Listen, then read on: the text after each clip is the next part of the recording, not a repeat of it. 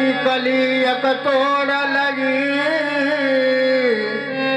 यही कारण बाहम रोड के मारी शोर करूं तो मैं लाज मरूं विनती करिहारूं न माने मुरारी गाज परे सगरो भिज पे यक फूल के कारण लाखन गारी बोली कृष्ण बलदेव की कि मोहन रसिया तुम्हें बंसी ना दूंगी मोहन रसिया तुम्हें बंसी ना दूंगी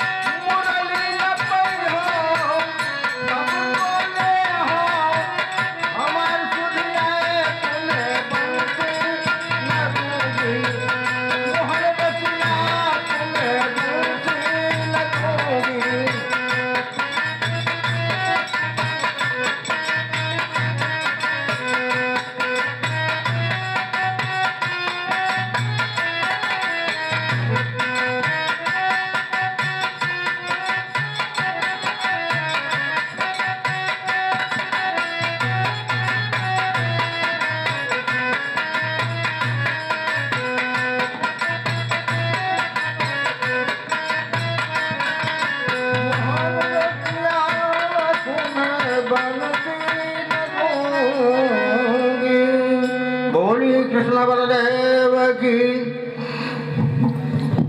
जय जय श्री राधे जय जय श्री राधे जय जय श्री राधे राधे राधे राधे बेस हटाओ हटाओ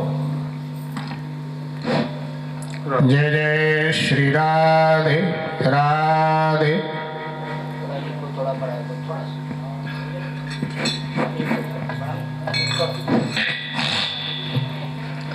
जय जय श्री राधे, जय जय श्री राधे।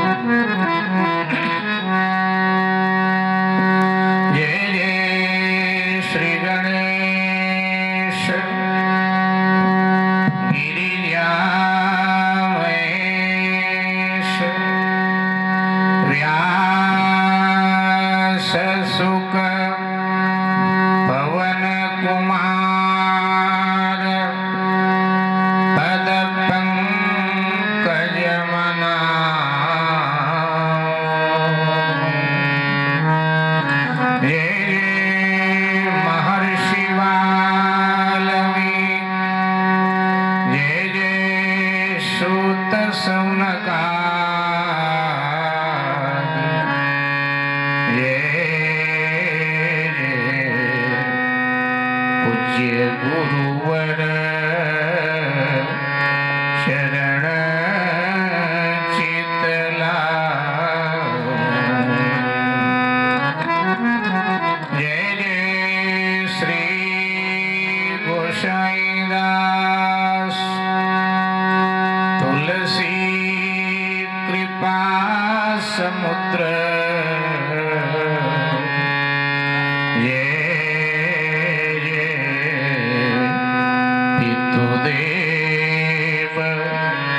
राम शरण रिझा। जय जय देवी शारदा जननी जय जय रामायण।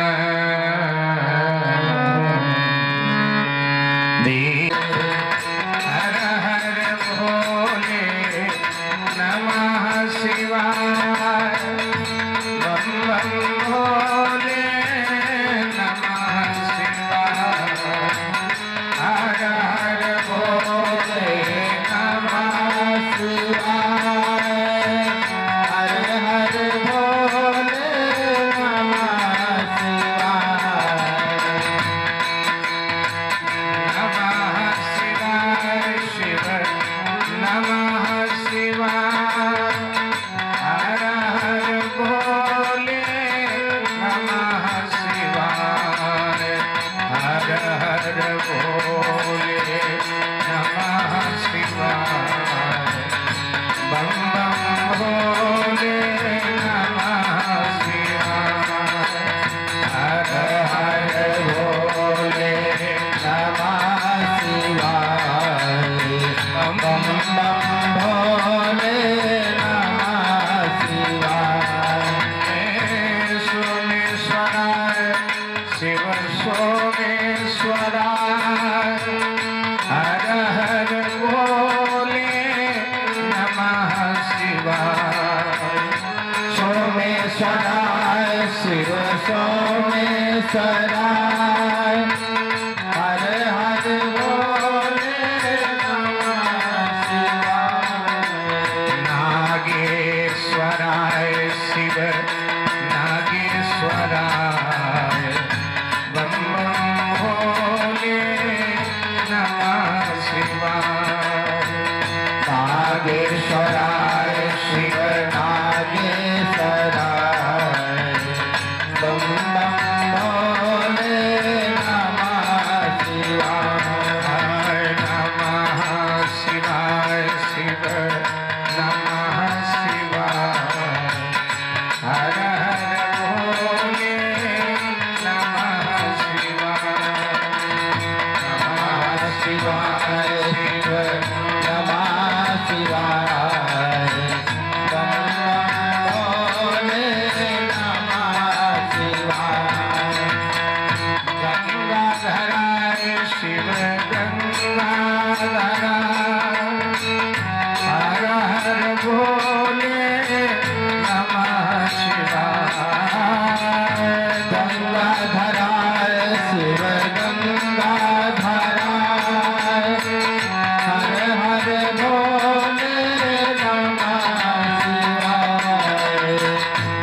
जटाधराय शिव जटाधराय बम बम भोले नमः शिवाय जटाधराय शिव जटाधराय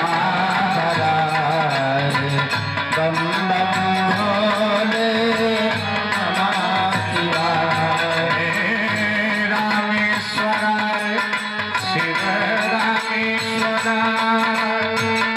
हर हर बोले नमः शिवाय रामेश्वराय शिव हर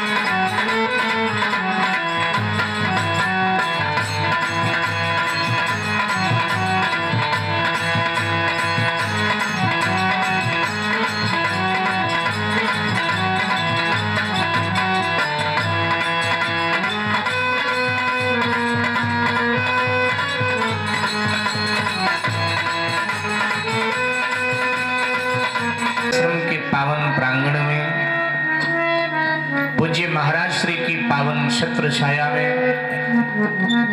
हम सब हरि चर्चा श्रवणार्थ यहाँ एकत्र हैं।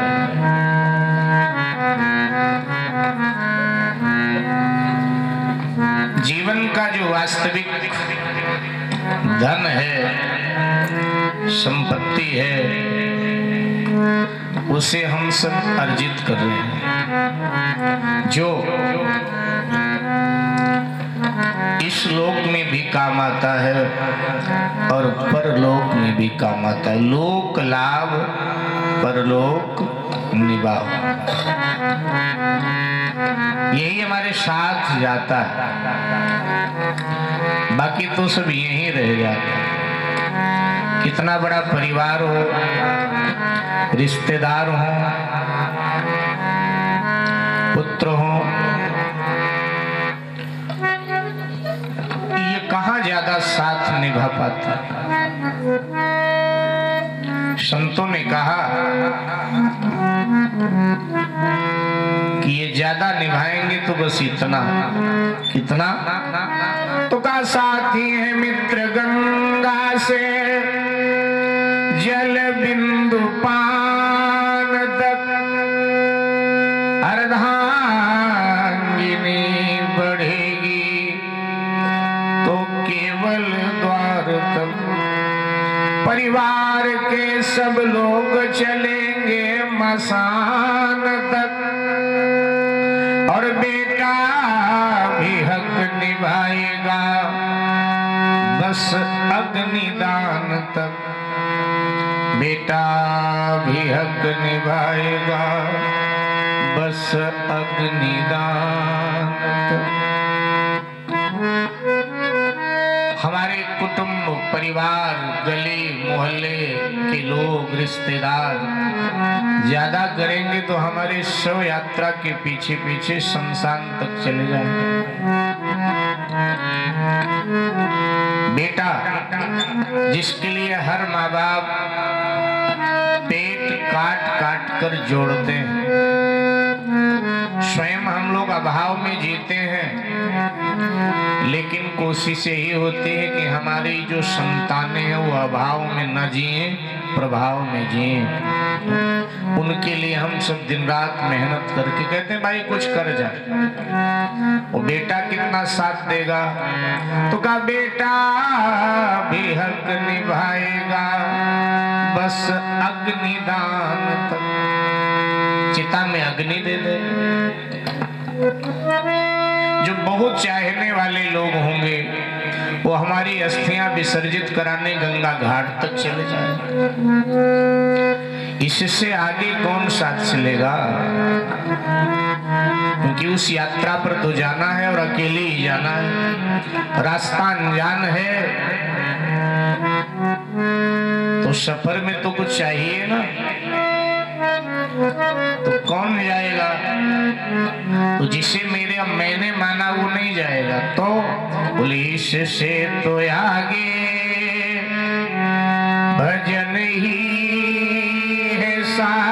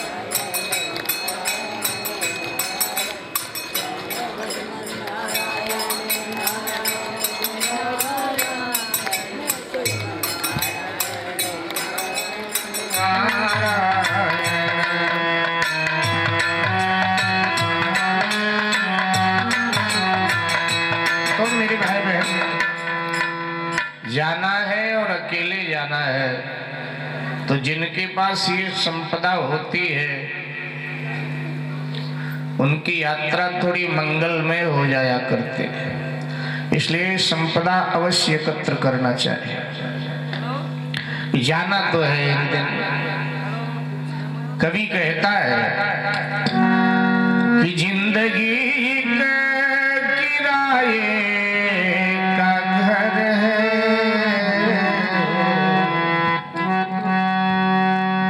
जैसे किराए के मकान का ज्यादा भरोसा कहाँ होता।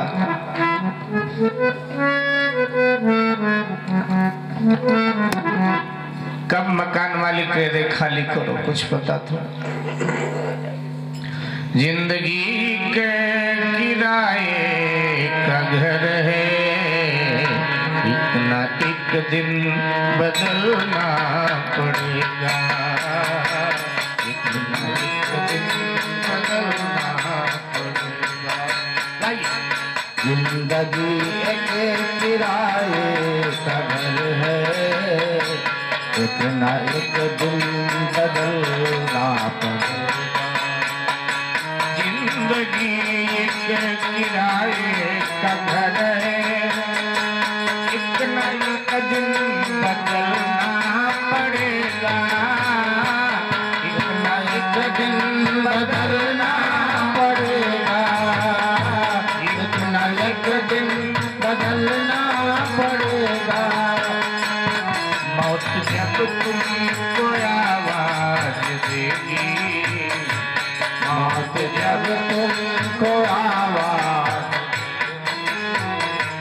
मौत जब तुमको आवाज देगी, मौत जब तुमको आवाज देगी, घर से बाहर निकलना पड़ेगा, पड़ेगा घर से बाहर निकलना पड़ेगा, पड़ेगा घर से बाहर निकलना पड़ेगा। मौत जब तुमको आवाज देगी, मौत जब तुमको आवाज देगी, घर से बाहर निकलना पड़ेगा, पड़ेगा घर से बाहर निकलना पड़ेगा।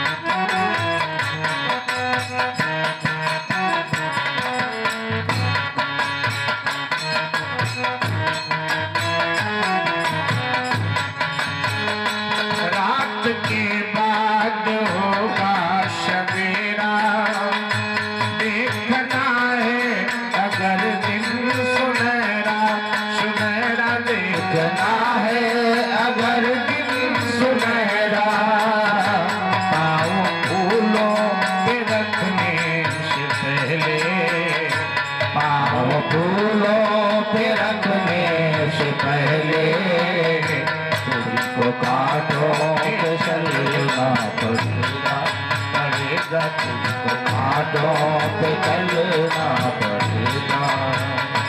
पाँव फूलों पे रखने से पहले, तुझको कांटों पे चलना पड़ेगा, पड़ेगा तुझको कांटों पे चलना पड़ेगा। जिंदगी एक किराए घर, जिंदगी एक किराए का घर है, एक न एक दिन बदलना पड़ेगा, पड़ेगा एक दिन बदलना पड़ेगा। श्री राधे जय जय। सब भाव से गाइए, आनंद में।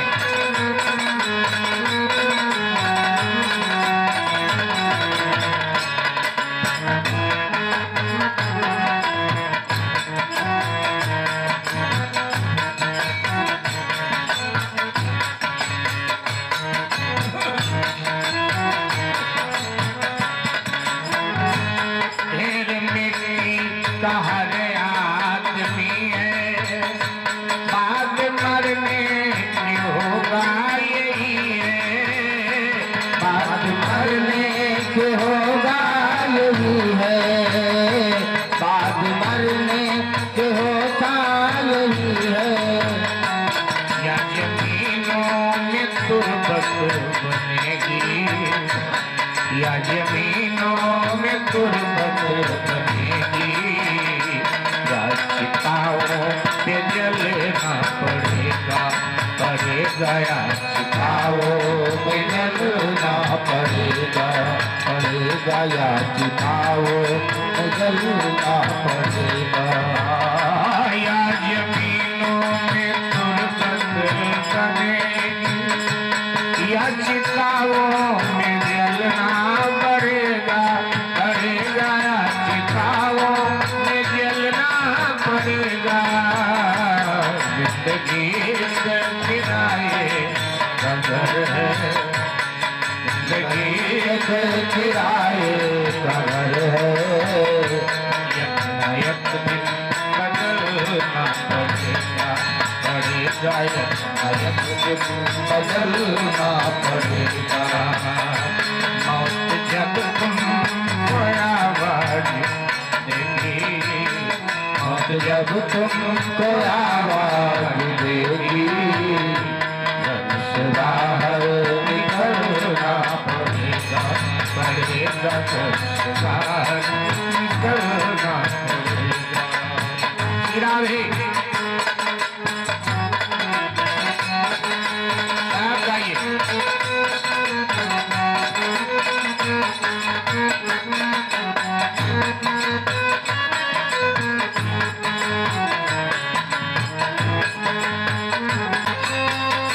इतने में एक मकाल ने आकर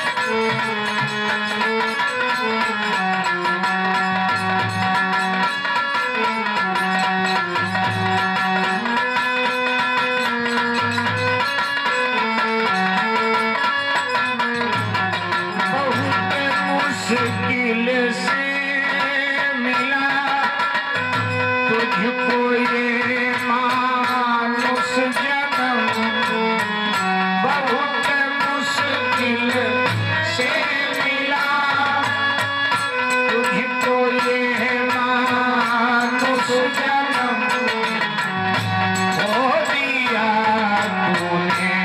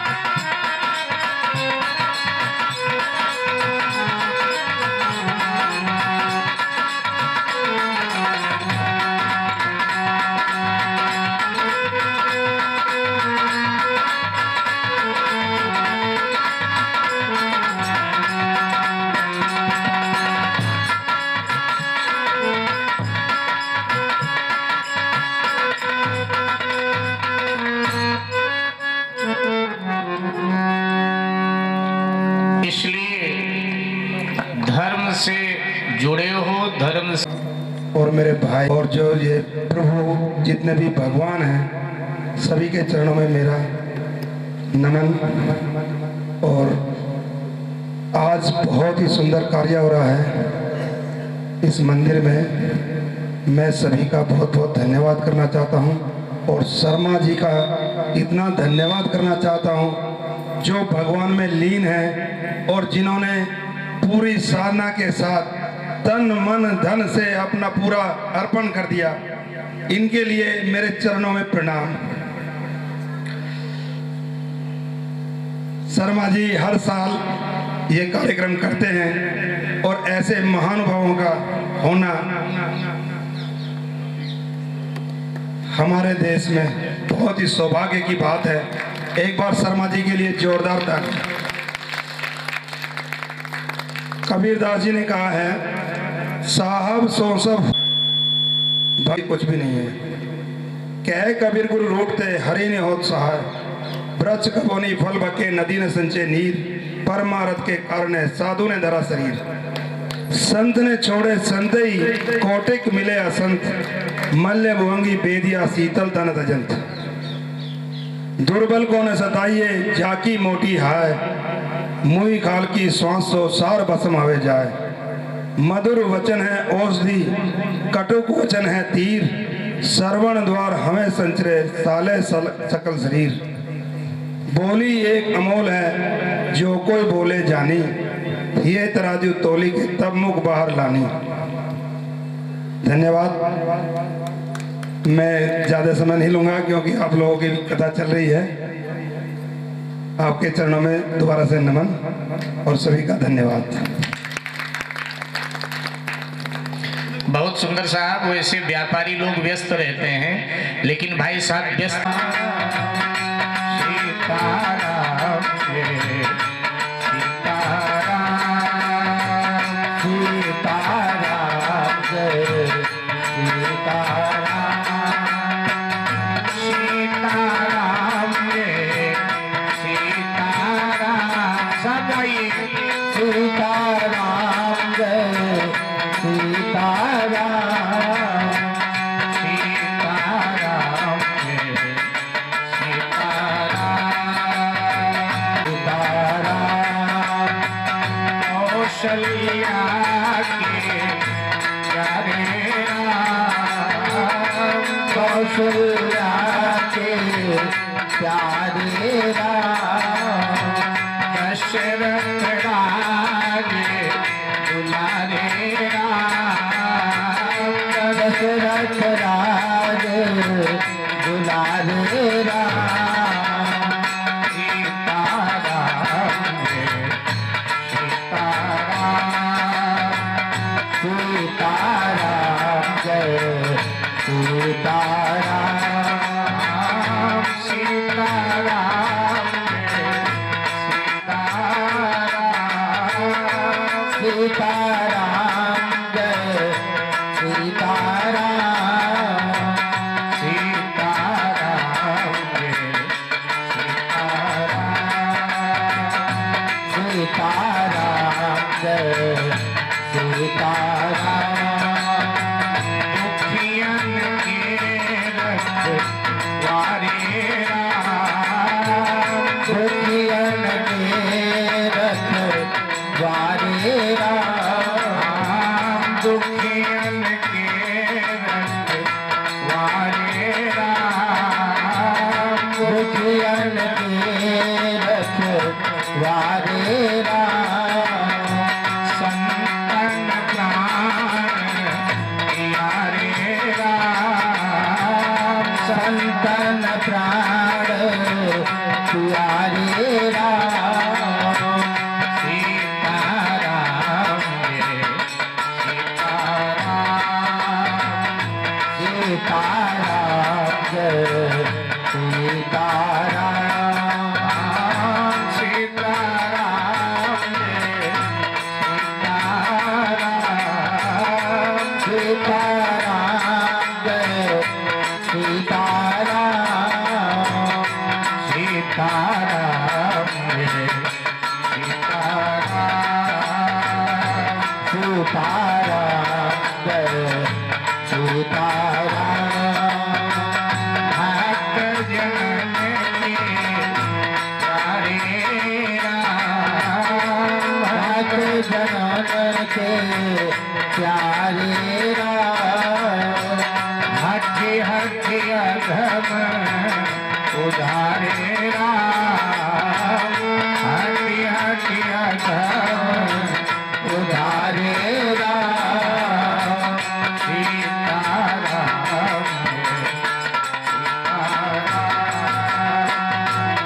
सीताराम जय सीताराम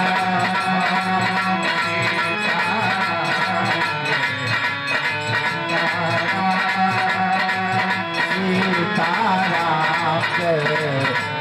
उतारा।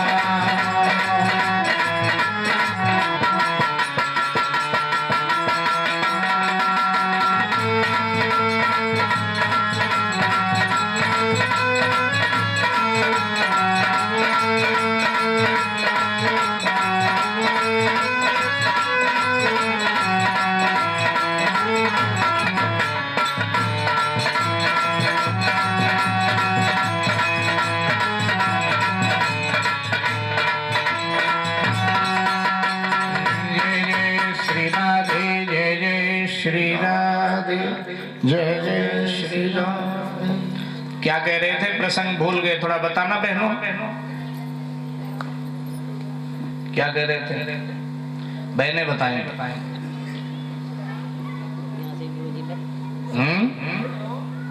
जी आप भी भूल गए? चलो फिर बोलो राधे राधे। जय जय श्री राधे, जय जय श्री राधे, जय जय श्री राधे।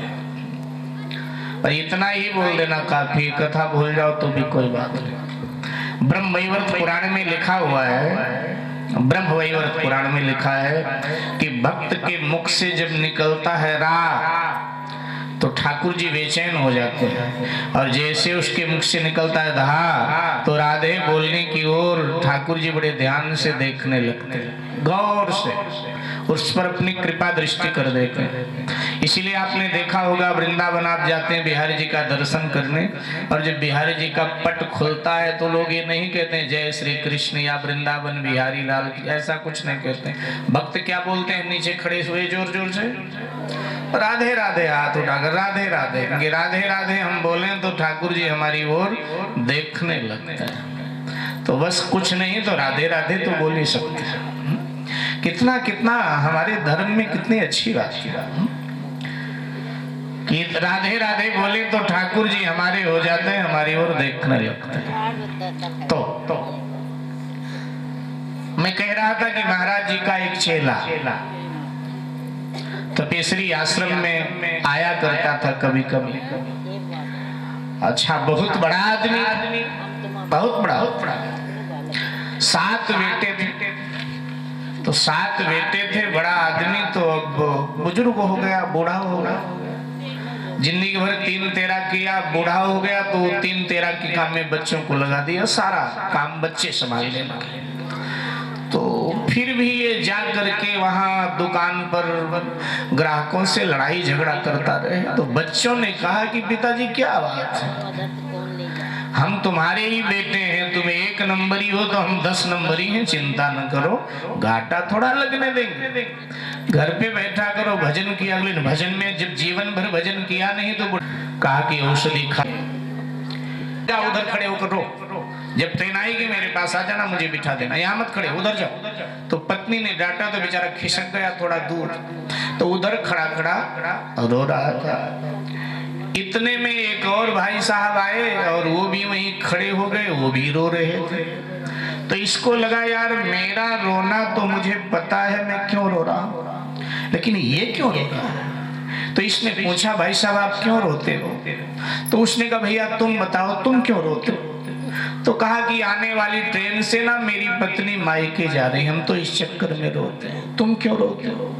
बोले आने वाले ट्रेन से तुम्हारी पत्नी मायके जा रही, तुम इस चक्कर में रोते हो, लेकिन इस आने वाली ट्रेन से मेरी पत्नी मायके से घर आ रही है, मैं इस चक्कर में रो रहा हूं। ब्याह ऐसा लड्डू है जो खाए वो पछतावे, जो ना खाए वो पछतावे। इसलिए जो बहुत समझदार लोग होते हैं ना, बहुत बुद्धिमान समझदार, वो ब्याह नहीं करते हैं। लेकिन अब उस समय जो लोग नासमझी में कर लेते हैं, बाद में पछताते हैं कि क्या कर लिया था। तो हरदौल ने कहा कि देखो मैं ब्याह नहीं करूं। इतने में उसका भाई जुझारू सिंह आ गया। ध्यान दीजिए, जुझारू सिंह आ गया और जुझारू सिंह ने ये बात सुनी तो कहने लगा क्यों नहीं ब्याह करेगा, कारण बता।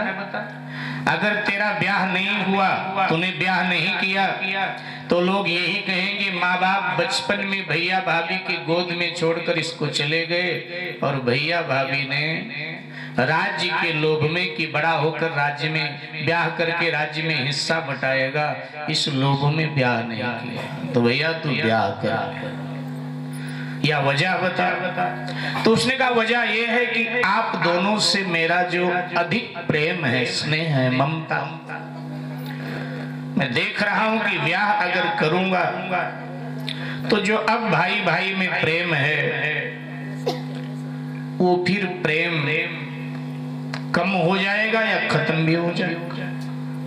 हम तो सेवा करना चाहते हैं लक्ष्मण की तरह भैया भाभी की, लेकिन लक्ष्मण को तो उर्मिला मिली थी, लेकिन आजकल उर्मिला का जमाना खत्म हो गया। उर्मिला जैसी ना मिली मुझे, तब मैं क्या करूंगा? क्योंकि ये त्रेता युग, शतयुग व द्वापर नहीं है, ये तो कलयुग है। त्रेता सतयुग व द्वापर नहीं है, ये अब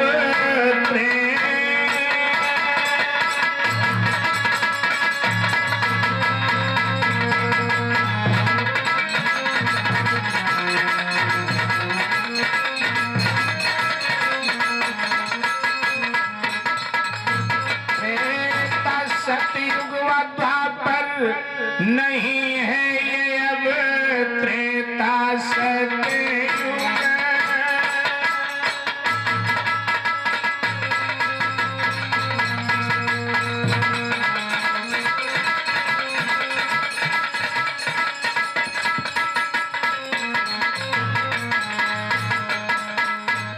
त्रेता सतयुग व द्वापर नहीं है, ये अब घोर कलयुग है भैया, गया सब धर्म। ऐसी देवरानिया में अजी आजकल, जो जिठानी से झगड़ा करे दम।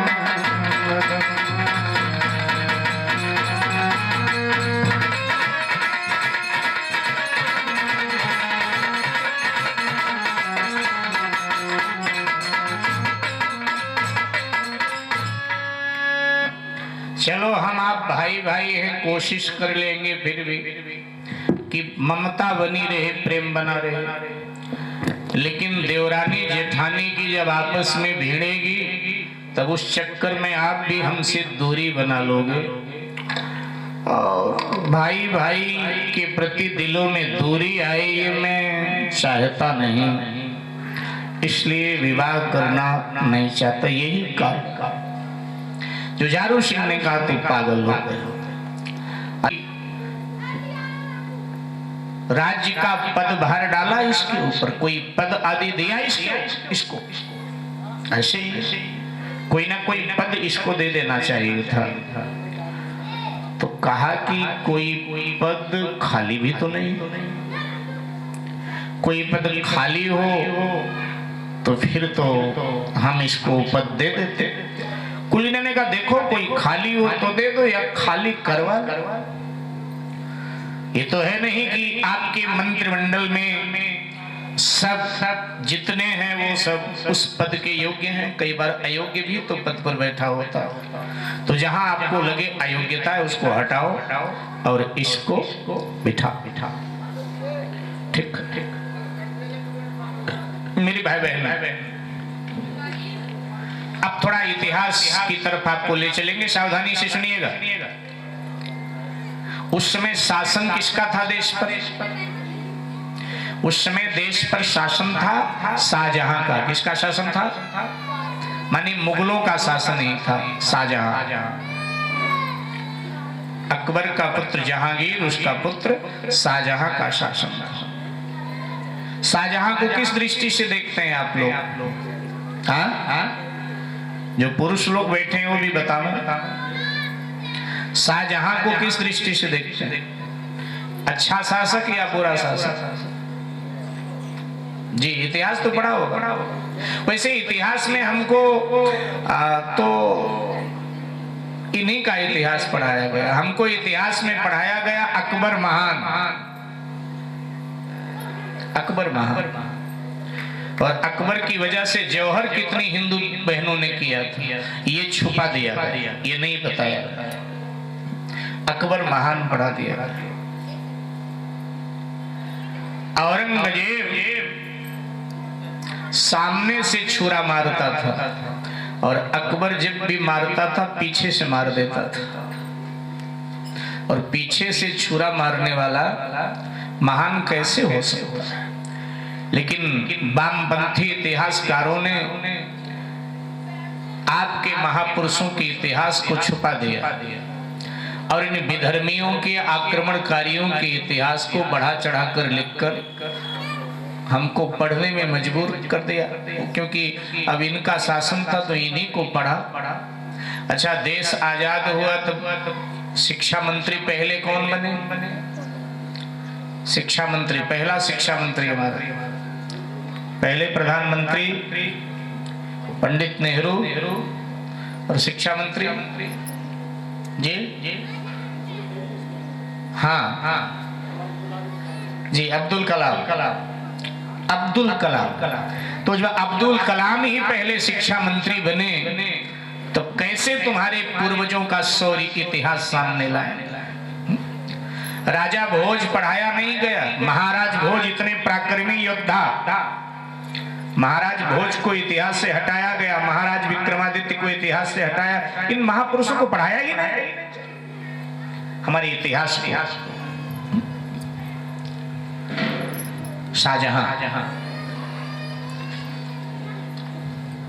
शाहजहां को कई लोग कहते हैं वो तो बहुत अच्छा था,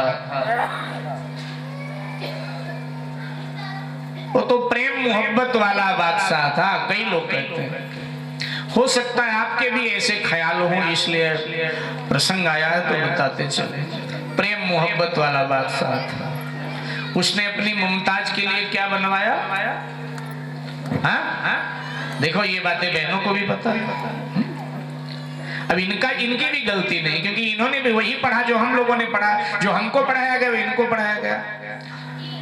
शाहजहां ने अपनी मुमताज के लिए बना दिया ताजमहल। क्यों?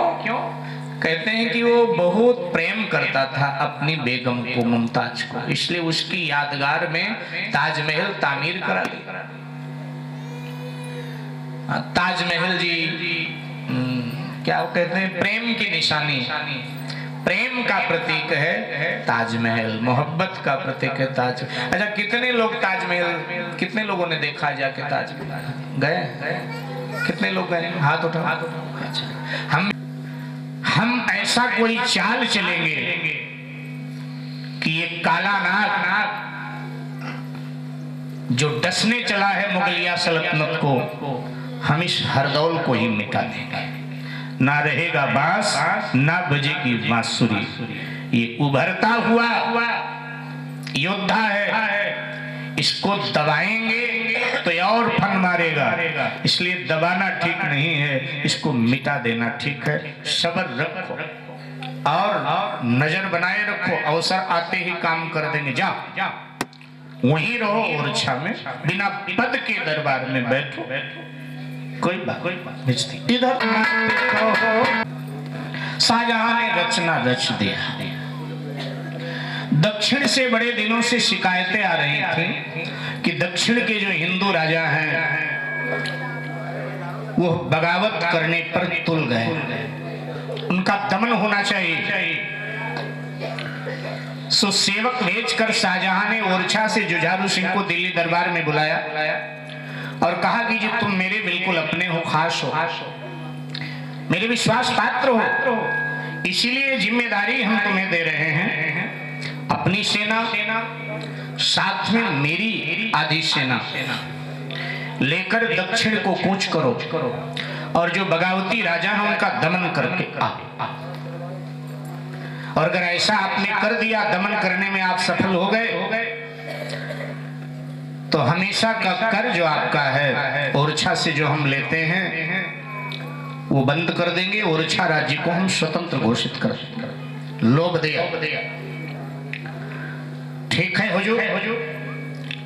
और जुझारू सिंह ओरछा आया, दरबार में बात रखा कि शाहजहां ने कार्य मुझे दिया है, तो मुझे दक्षिण जाना पड़ेगा और समय ज्यादा लग सकता है। कुछ नहीं मालूम युद्ध कब तक चले, समय ज्यादा लग सकता है। तो मेरे अनुपस्थिति में संचालन कौन करेगा राज्य के कार्यों का? तो मंत्रिमंडल के लोगों ने कहा कि आपके छोटे भाई जो भक्त हरदौल हैं, इन्हें ही कार्यवाहक राजा बना दीजिए तब तक। तो कार्यवाहक राजा बना दिया हरदौल को कि मेरी जब तक मैं नहीं आता तब तक राज्य का संचालन तुम करोगे। वक्त तो स्वभाव के थे, बोले भैया मैं सिंहासन पर तो नहीं बैठूंगा, सिंहासन आपका है, आप मेरे बड़े भाई, लेकिन मैं सिंहासन के सीढ़ियों पर बैठ करके और राज्य का संचालन मैं तब तक करूंगा जब तक आप नहीं आ जाते। जिम्मेदारी दी और जिम्मेदारी दे करके फौजें सजाई अपनी और शाहजहां की फौज साथ में ले गए थे, दक्षिण की ओर कुछ कर दिया। मेरे भाई इधर शाहजहां ने यहां दिल्ली से फैकैती कादिर खां को ओरछा भेजा। ये बहुत माना जाना पहलवान था उस समय का, और अब्दुल्ला खुरदुल्ला को दिल्ली बुला करके उनको समझाया कि देखो जुझारू सिंह कान का बड़ा कच्चा है, इसलिए अब जुझारू सिंह जब दक्षिण से लौट कर आए तब तुम लोग उसको बहकाओ और उसको कहो कि ये तुम्हारा जो छोटा भाई भक्त हरदौल के रूप से प्रजा में प्रसिद्ध है, वैसे ये भक्त नहीं, ये बड़ा ढोंगी है। भला 23 वर्ष की अवस्था में किसी की ब्याह की बात की जाए तो मन ही मन प्रसन्न होता है कि मेरा ब्याह होना चाहिए, और ये साधु संतों की भाषा बोलता है कि मैं ब्याह नहीं, मैं अविवाहित रहकर देश की, धर्म की, समाज की सेवा करूंगा। उसको कहना कि ये कहता तो तुम्हारी पत्नी को मां है, लेकिन इसका अवैध संबंध है तुम्हारी पत्नी से, और कान का कच्चा है, इसका काम बस इतना बोलने मात्र से हो जाएगा, सांप भी मर जाएगा और लाठी भी बच जाएगी। शाहजहां ने रचना रच दिया मेरे भाई, रचना रच दिया। फैकैती कादिर खां ओरछा आया और ओरछा में आकर के उसने घोषणा किया कि कोई ओरछा में ऐसा पहलवान है जो मुझे अखाड़े में पराजित करे। बड़ा माना जाना पहलवान था, अनेक पहलवानों को पराजित करता हुआ ओरछा तक पहुंचा था। रास्ते में जहां जहां पहलवान थे सभी पहलवानों को पराजित करके ओरछा में पहुंचा, अपने को दिग्विजय घोषित किया। है कोई पहलवान? और जब ये बात हरदौल के कान तक पहुंची, लोग कहने लगे महाराज ये तो राज्य की बदनामी होगी अगर कोई पहलवान नहीं आएगा। तो कालदेव और भालदेव नाम के दो पहलवान ओरछा के थे। तो पहले कालदेव अखाड़े में उतरा और मल्ल युद्ध हुआ। मल्ल युद्ध में कालदेव ने खूब छकाया फैकैती कादिर खां को। तो कादिर खां ने कहा चलो मल्ल युद्ध में हम पराजित हो गए हैं, अब तलवार युद्ध करेंगे। और अखाड़े में तलवार युद्ध प्रारंभ हुआ। उस समय शासन शाहजहां का था तो, और उसी के द्वारा ये भेजा गया था। तो तलवार युद्ध करते करते धोखे से फैकैती कादिर खां ने कालदेव के सर पर प्रहार कर दिया तलवार का, और सर पे प्रहार किया, सर फट गया, कालदेव मर गए। ओरछा में शोक की लहर दौड़ गई। अब क्या होगा? कल अखाड़े में कौन जाएगा? मेरे भाई बहन, अगले दिन अखाड़े में भालदेव नाम का पहलवान था, उसने कहा मैं उतरूंगा। अगले दिन भालदेव उतरा। बड़े दाव पेच भालदेव के साथ भी इसने किए, लेकिन जब देखा ऐसे पराजित नहीं होगा तो फिर इसने भी अन्याय पूर्वक उस पर तलवार का वार कर दिया, बालदेव मारा गया। अब ये बात सबके समझ में आ गई कि ये केवल मल्ल युद्ध करने नहीं आया है, ये मारने ही आया है, जो वीर पहलवान हमारे यहाँ के हैं। कल कौन जाए, क्योंकि यही दो पहलवान थे, दोनों को मार दिया उसने। कल कौन जाएगा अखाड़े? तो आज रात्रि में हरदौल ने अपने लोगों को बुला करके महल में एक गुप्त सभा की, जिसमें अपने लोग सम्मिलित थे, विश्वास पात्र लोग। क्या किया जाए? हिंदुओं की आन की बात, ओरछा राज्य की बात, क्या करें? कौन जाएगा? तो किसी की हिम्मत नहीं पड़ी। सबने कहा कि राजकुमार जी आप ही जा सकते, इसके सामने तो आप ही जा सकते हैं, बाकी हम लोगों के बस की बात नहीं। तो बोले चलो मल्ल युद्ध के बाद में तलवार युद्ध भी तो करता है, और इसकी जो तलवार है बड़ी वजनदार है, मजबूत है। तो कहा कि ठीक है, मैं भाभी माँ से बात कर लूं, फिर बता। भीतर गए, कुलीना को प्रणाम किया, और कुलीना ने कहा कि हरदौल, मैंने सुना हमारे दोनों पहलवान मारे गए। बोले हाँ, आया था मल्ल युद्ध करने, लेकिन बीच में तलवार युद्ध चालू कर देता और अवसर देखकर प्रहार कर देता है। अन्याय पूर्वक मार दिया है दोनों पहलवानों को। हमको लगता है दाल में काला है। शाहजहां ने यही सब करने के लिए इसको भेजा है, ये स्वेच्छा से नहीं आया है, ये भेजा हुआ। इसका दमन जरूरी है। तो कुलीना ने पूछा, तुम्हारे भाई है नहीं, कल कौन जाएगा? तो कहा कि अपने लोग और प्रजा का ये राय है कि कल मैं जाऊं, लेकिन तुम जाओ, तुम्हें कुछ हो गया तब क्या होगा? तो कहा भाभी माँ, अगर भैया की जो तलवार है,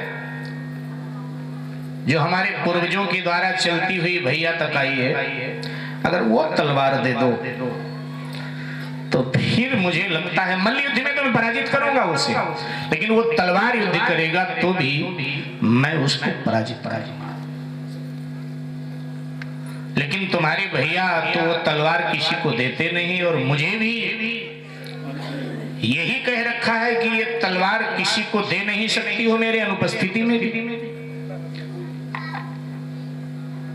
तो मैं क्या करूं? तो कहा देखो, ये काम करके तलवार हम फिर दे देंगे, और वैसे भी ओरछा राज्य की हिंदू शान बान की बात बचाना जरूरी। कुलीना ने कहा बेटा ठीक है, फिर मैं तलवार तुझे दे देती हूं। और उसने तलवार अहंकार में भरा हुआ, क्षमा करें महाराज, माफ करें, आपकी पत्नी कुलीना से आपके भाई का अवैध संबंध है। ओहो, कान का कच्चा था। बस इतना सुनते ही तो आंखों में खून सवार हो गया। ऐसा है? हाँ ठीक है। कल का उगता सूर्य नहीं देखेगा हरदौल, तुम दोनों मेरे वफादार हो। अच्छा किया बताया, कल का उगता सूर्य नहीं देखेगा। जाओ।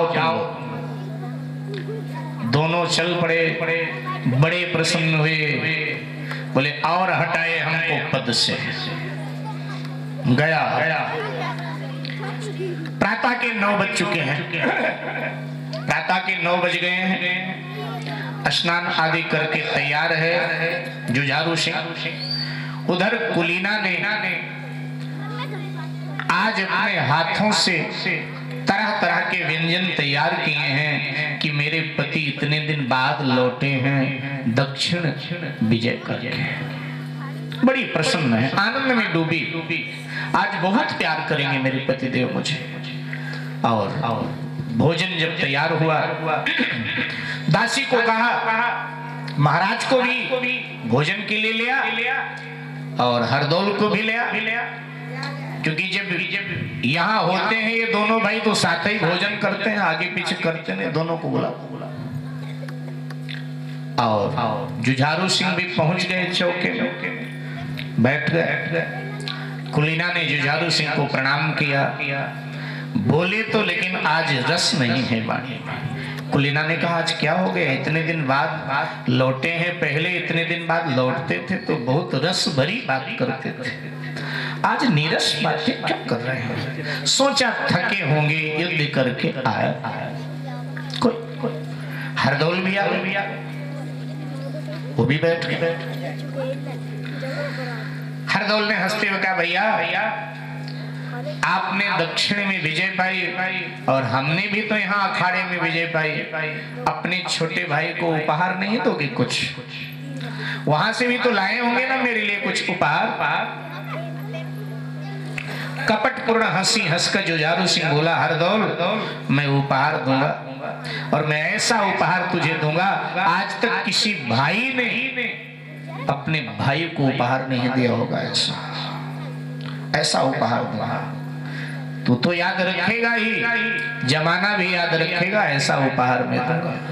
हरदौल को लगा कोई बेशक कीमती उपहार मुझे मिलने वाला है। क्या पता था कि उपहार के बहाने काल मिलेगा तुझे, मौत तुझे मिलेगी तुझे। मेरे भाई बहन, कुलीना इतनी प्रसन्नता में थी कि भोजन जुझारू सिंह जो कि राजा थे तो उनको भोजन सोने की थाल में दिया जाता था, ऐसा नियम होता था राजाओं के। अब चूंकि हरदौल राजकुमार है, राजा तो है नहीं, तो उसको चांदी के थाल में भोजन दिया जाता था। तो चांदी और सोने दोनों थालों में भोजन उसने लगाया था, लेकिन गलती से इतनी प्रसन्न थी, गलती से जो सोने वाली थाल थी वो हरदौल के आगे रख दिया और जो चांदी वाली थाल थी वो रख दिया जुझारू सिंह के आगे। जुझारू सिंह मन ही मन ताड़ गया। वो दोनों ठीक कह रहे थे, इसका प्रेम प्यार जो है सचमुच हरदौल सिंह, तभी तो ये भेदभाव। मेरे भाई खाने लगा मन मार के और तब तक दृष्टि गई, जब दोबारा भोजन डालने के लिए बढ़ी कुलीना तो देखा कि ओ ये क्या किया मैंने, ये थाली उधर वो थाली इधर, ये क्या किया। महाराज क्षमा करें, आप वाली थाली हरदौल के पास चले गए। जुझारू सिंह ने कुलीना की ओर देखा और कहा कुलीना ऐसे ही होता है, समझ नहीं पाई क्या कह रहे। बस पूरा भोजन तो किया नहीं, भोजन थाल में छोड़कर जुझारू सिंह उठ खड़े हुए। महाराज पतिदेव क्या हुआ? कुछ नहीं, इसको हरदौल को भरपेट भोजन करा दे। राजमहल की ओर हरदौल भी अभी कुछ समझ नहीं पाया, उसने भोजन किया और भोजन करके वो भी अपने राजमहल में, हरदौल भी अपने राजमहल में चला गया। मेरे भाई बहन, कुलीना ने अपनी श्रृंगार करने वाली सेविका को बुलाया और कहा कि आज मेरा तू ऐसा श्रृंगार कर दे कि उर्वशी फेल हो जाए मेरे सामने, क्योंकि मेरे पतिदेव इतने दिन बाद लौटे हैं और मैंने एक गलती आज कर दिया, वो थोड़ा नाराज भी हो गई। दासी ने कहा ऐसी गलती तो हो जाती है, महाराज को नाराज नहीं, तुम्हें कैसे लग रहा है? बोले नहीं, उनकी बातों से लग रहा है कि वो सोने की थाल उधर चांदी की इधर गलती से मैंने रख दिया, वो मुझसे नाराज हैं। श्रृंगार करने वाली सेविका ने कहा महारानी चिंता न करो, आज हम ऐसा श्रृंगार आपका करेंगी कि महाराज के सामने जैसे आप जाओगे तो महाराज सारी गलतियां आपकी भूल जाएंगे और आपके दीवाने हो जाएंगे, फिर तो आप ही की ओर देखते रह जाएंगे। एक बात तो चौंक जाएंगे कि कुलीना है कि उर्वशी स्वर्ग से आकर मेरे सामने खड़ी हो गई है, आज मैं ऐसा श्रृंगार कर। और इस सेविका ने 16 के 16 श्रृंगार कुलीना के किए, बन ठन कर कुलीना तैयार। नारी का श्रृंगार अपने पति को दिखाने के लिए होता था। सुहागन स्त्री को पति को आना है घर, थोड़ा तैयार होकर रहना चाहिए। ये नहीं चुड़ैल की तरह केस खोल लो, कंघी भी न करो, अजीब सा भेष बना लो। नहीं, ये हमारा शास्त्र आदेश करता है। जब नवरात्रि आती है, ये देवी भागवत में वर्णित है, ध्यान देना मेरे भाई बहन। जब नवरात्रि आती है और देवी पूजा जब करने बैठे हमारी जो बहनें हैं, जो सुहागन बहनें हैं, तो उनको लिखा है देवी भागवत में, श्रृंगार करके बैठना चाहिए, जाना चाहिए देवी जी के सामने। ये नहीं शर धोया है तो ऐसे पहुंच गए, नहीं, सिंदूर आदि डाल करके श्रृंगार करके। यहाँ तक लिखा है पाँव में महावर भी लगा के जाना चाहिए। महावर तो जानते होंगे आप। आजकल महावर की परंपरा भारत से लगभग खत्म हो गई है। दिल्ली जैसे महानगरों में तो कोई महावर लगा ले तो अक्सर जो पंजाबन स्त्रियां होती कहती है बिहारी, ये बिहारी, माने बिहार वाले ही महावर लगाए। देवी माँ महावर लगाती ना, चढ़ाते हो ना देवी माँ को महावर, तो जब माँ लगाती तो उसकी बेटियां क्यों ना लगाए? तो यहाँ तक लिखा है कि महावर आदि पाँव में लगाना चाहिए, श्रृंगार करके और फिर माँ के आगे बैठ करके नवरात्रि में, माने कभी भी पूजा करें, लेकिन नवरात्रि में खास करके जब पूजा करें सुहागवती बहनें, तो फिर श्रृंगार करके माँ के आगे बैठे। ऐसे नहीं बिना श्रृंगार के ऐसे जाकर के बैठ जाए पूजा करने, नहीं, श्रृंगार करके जाए माँ के आगे पूजा करने के लिए, ऐसा लिखा है। तो श्रृंगार पति के लिए हो। कुलीना सज धज करके और गए महाराज की महल। महाराज भीतर लेटा था, द्वार बंद कर रखा था, दासियां दो साथ में हैं। द्वार खटखटाया, कौन? भीतर से कड़कदार आवाज आई, कौन? कुलीना ने प्यार भरे शब्दों में कहा, महाराज मैं आपकी दासी।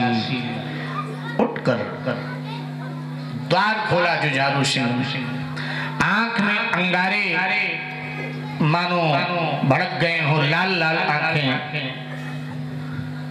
मेरी दासी नहीं है तू दासी हरदौल की। महाराज ये क्या कह रहे हैं आप? ऐसे कैसे आप बोल सकते हैं? आपका भाई मेरा बेटा है, कोई बेटा नहीं है तेरा। महाराज ऐसा ना बोले, आपको क्या हुआ? किसने आपके कान भरे? कौन हमारे परिवार से प्रेम को हटाकर घृणा पैदा करना चाहता है? महाराज ऐसा कैसे बोलते? मैं ठीक बोल रहा हूं। हरदौल का और तेरा अवैध संबंध है। अब तक मैं अंधेरे में जीता रहा, अब मैं अंधेरे में नहीं जीऊं। लेकिन बहनों को हमारे ये परीक्षा देनी पड़ती थी उस समय। तो कुलीना ने कहा कि जलती हुई आग में कूद सकती हो। दासी अग्नि जला, अभी पानी का पानी, दूध का दूध अलग हो जाएगा। महाराज रोने लगी कुलीना, आप अपने पतिव्रता पत्नी पर ये लांछन न लगाओ। और उसके लिए जिसको मैंने अपनी गोद में खिलाया है, जिसको मैंने देवर नहीं बेटा माना है, और वो भी मुझे भाभी नहीं, मुझे भाभी माँ कहकर बुलाता। महाराज क्या हुआ? एक न सुनी जुझारू सिंह। उसने कहा तेरे पतिव्रता धर्म की परीक्षा मैं लूंगा, मैं अपने ढंग से लूंगा। अग्नि में मैं तुझे नहीं कहूंगा कूद जा, मैं जैसे कहूंगा वैसे परीक्षा देगी, अवश्य दूंगी। महाराज जुबान दे रही है, बिल्कुल जुबान दे रही हूँ, छत्राणी हूँ मैं, जुबान दे रही हूँ। जो परीक्षा लेना चाहो लो, मैं पतिव्रता हूँ। ठीक है, तो अपने हाथ से हरदौल को जहर देगी, और अभी देगी, मेरे सामने देगी जहर। पान की वीड़ा में जहर डलवा कर पहले से तैयार कर रखा था जुझारू शाह। ये तस्तरी है, ये जो पान का वीड़ा है इसमें जहर है, मैंने मिलाया है। दे हर दो। लेकिन महाराज जहर खाने के बाद तो हरदौल की मौत हो जाएगी। हाँ, बस यही तेरी परीक्षा है। अगर हरदौल से तेरा अवैध संबंध नहीं तो हरदौल को जहर। लेकिन जिसका मैंने पालन किया है, अपने बेटा माना है, क्या कोई माँ अपने बेटे को महाराज जहर देती है? क्या देती है कोई? लेकिन पति पहले कि बेटा? महाराज पहले तो पति, बेटा बाद में। ठीक है, तो तेरा पति कह रहा है उसको जहर दे। महाराज ये अन्याय है, एक नारी से अन्याय करा रहे हो।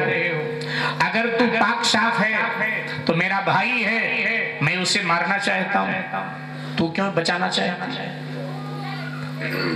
इसका मतलब कहीं ना कहीं दाल में काला। यही पतिव्रता धर्म की तेरे परीक्षा होगी कि तू जहर देगी। आज अभी उसे अपने हाथों से जहर देगी। क्या करते हैं?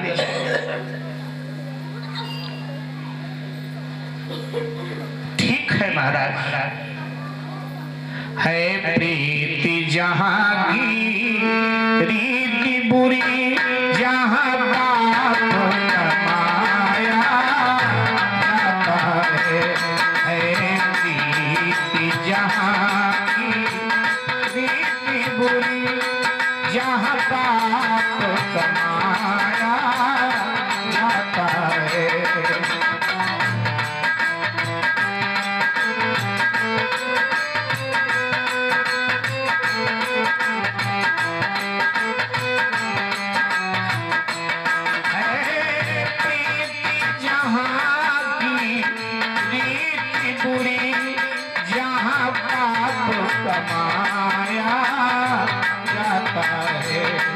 सतधारी प्यारा देवर जो सतधारी प्यारा देवर जो प्रभु के छोड़ कर जाता है।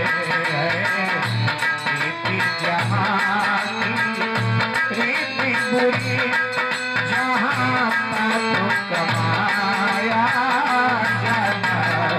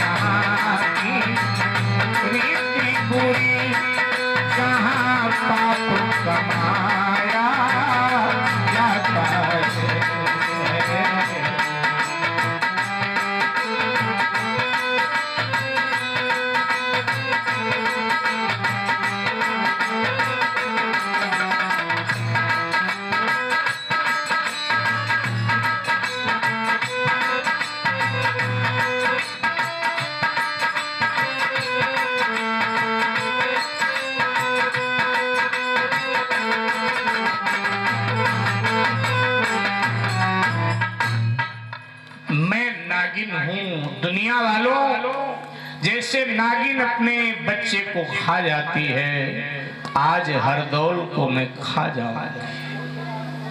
दुनिया के लोगों, जमाने के लोगों, मुझे महारानी मत कहना, मुझे डायन कहना। मैं डायन बनने जा रहा। कुलीना ने दासियों से कहा, जाओ जाओ हरदौल को बुला।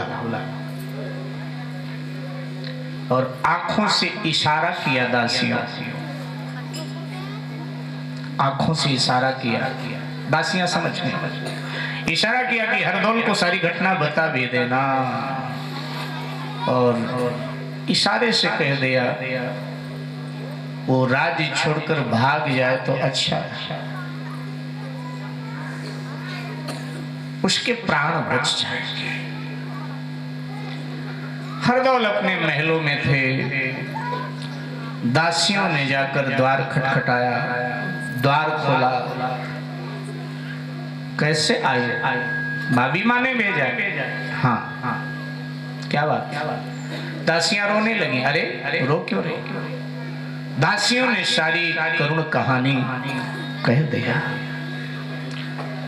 और कहा, राजकुमार जी ओरछा छोड़कर निकल जाओ, प्राण बचा लो। मैं प्राण तो अपने बचा लूंगा, मैं ओरछा छोड़कर प्राण तो अपने बचा सकता हूं, लेकिन इससे भाभी माँ का जीवन कलंकित हो जाएगा। इसलिए मैं नहीं चाहता मेरी वजह से उनके जीवन पर कलंक लगे। और जिस भाई को इतना चाहा,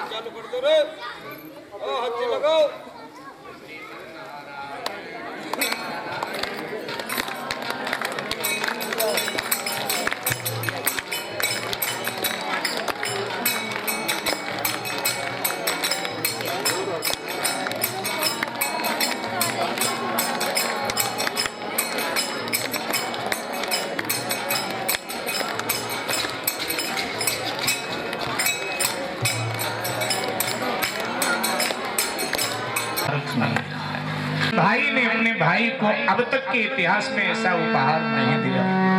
अच्छा किया। और हाथ बढ़ाकर पांव छुआ, कुलीना की तरफ भी उसके चरणों की तरफ हाथ बढ़ाया, पांव छुआ, और आप लड़खड़ाते जुबान में कहने लगे, लड़खड़ा के गिरे द्वार पकड़कर फिर उठे और कहने लगे, हे चंद्रदेव, हे सूर्यदेव, हे अदृश्य रूप से सब जगह मौजूद देवताओं, मेरी गवाही तुम्हें लोग दोगे कि मेरी भाभी भी निर्दोष थी, मैं भी निर्दोष था। हे चंद्र सूर्य, हे नभ तारों, हे चंद्र सूर्य, हे तारों, तुम सभी गवाही दे देना। हे सूर्य चंद्र नभ तारों, तुम सभी गवाही दे देना।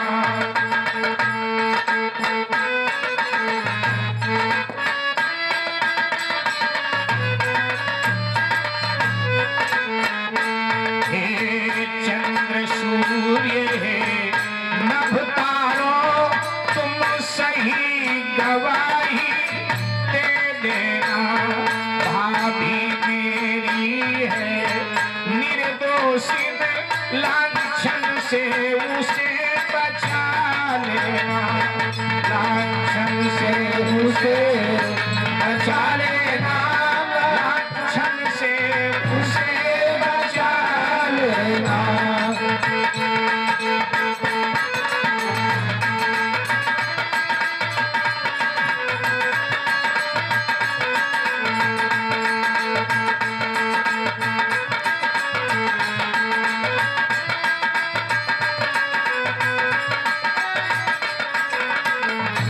चाहे करो करोड़ों यतन मात, होनी न कभी टल सकता है, होनी न कभी टल सकता है, होनी न कभी टल सकता है। देवी देवताओं से इतनी बात कहकर हरदौल ने कुलीना की ओर देखा और कहा, माँ मैं दुनिया से जा रहा हूं, लेकिन आंसू मत बहा।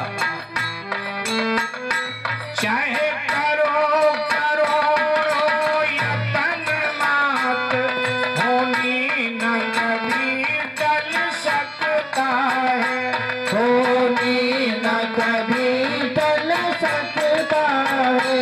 अब अंत आ चुका है मेरा, बस नहीं यहाँ कुछ चलता है, बस नहीं यहाँ कुछ चलता है, बस नहीं यहाँ कुछ चलता है।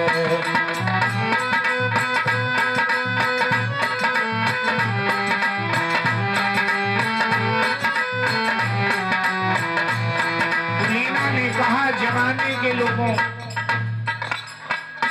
सतधारी रहा ये पुत्र तेरा, सतधारी रहा ये पुत्र तेरा, अब हाय विधाता रूठ गया, अब हाय विधाता रूठ गया, अब हाय विधाता रूठ गया। अब राम चरण में पहुंच गया, इस जग से नाता टूट गया, इस जग से नाता टूट गया, इस जग से नाता टूट गया।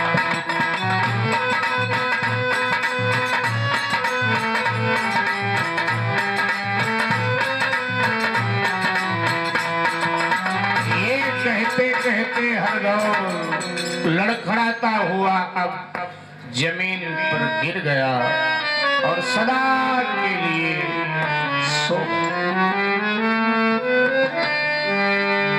हरदौल ने उसी समय सेवकों को बुलाया, क्षमा करें, हरदौल सदा के लिए सो गया। जुझारू सिंह ने उसी समय सेवकों को बुलाया और कहा इसका सौ उठाकर यहां से ले जाओ और ऐसे ही ले जाकर के कहीं निर्जन स्थान पर फेंक दो, शेर चीते खा जाए। मेरे भाई बहन, समाचार ओरछा में फैल गया और जैसे समाचार ओरछा में फैला और ओरछा के साथ दिग दिगांतर में फैला, तो हरदौल के मरते ही ये घटनाएं घट गई। क्या घटनाएं घटी? वन की जो वृक्ष थे, वेल विटप कुंज लता, सब मुरझा गया। पतझड़ आ गया वृक्षों में, एकदम बिना मौसम के पतझड़। और क्या हुआ? 200 मित्र थे हरदौल के, 900 सैनिक ऐसे थे जो हरदौल को बहुत प्यार करते थे। तो जब उन 200 मित्रों ने 900 सैनिकों ने सुना कि हरदौल के साथ ऐसा हुआ, तो 200 मित्रों ने भी जहर खा लिया और 900 सैनिकों ने भी जहर खाकर अपने प्राणों का त्याग कर दिया। जो हरदौल के हाथी घोड़े थे, जो हरदौल ने अपने महल में तोता तीतर बुलबुल पाल रखे थे, अरे उन मूर्ख पशुओं ने भी अपने प्राण गंवा दिए।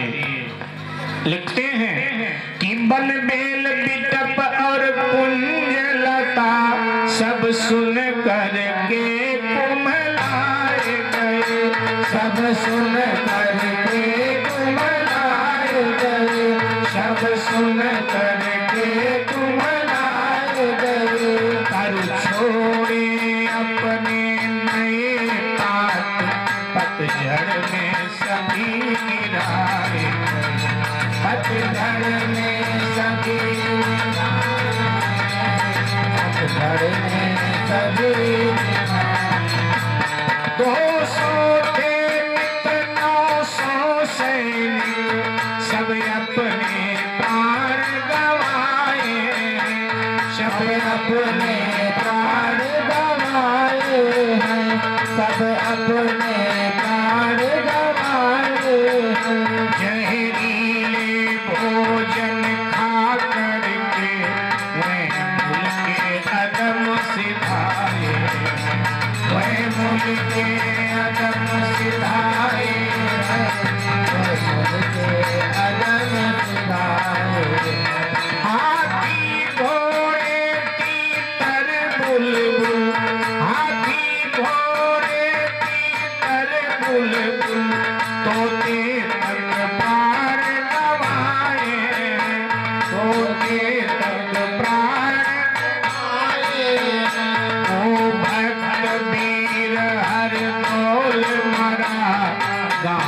में जान गवाए पानी घेर लाए रही छोड़ जान के लगे हरि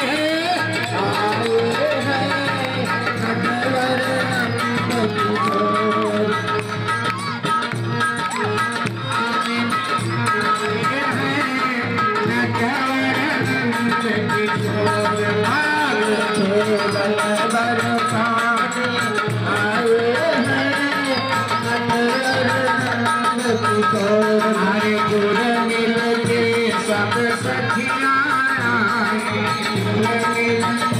सब